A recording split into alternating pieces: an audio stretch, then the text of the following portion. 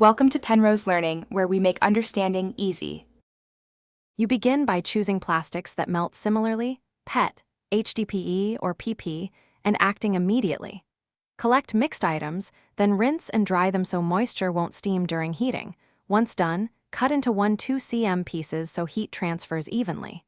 Use gloves and eye protection because small shards can fly. Make sure to keep incompatible resins separated. Mixing PET with PVC spoils batches. This first step sets quality and safety. You now move into processing. Feed the small pieces into a shredder or heavy-duty blender to reach 3-5 mm. This controls melt viscosity and reduces air pockets. Once shredded, heat gradually, HDPE around 130–160 degrees C because rapid heating causes bubbles. PET requires tighter control and ventilation.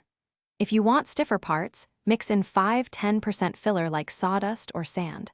Once blended, test a small sample for flow and adhesion before committing the full batch. You complete parts by transferring molten mix into molds and applying steady pressure. Make sure cooling is gradual to prevent warping or internal stress.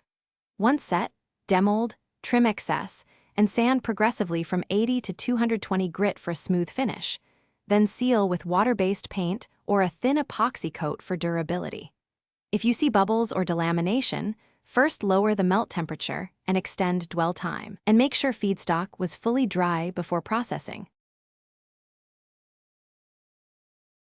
Thanks for watching. If this was helpful, leave a like and consider subscribing. See you next time.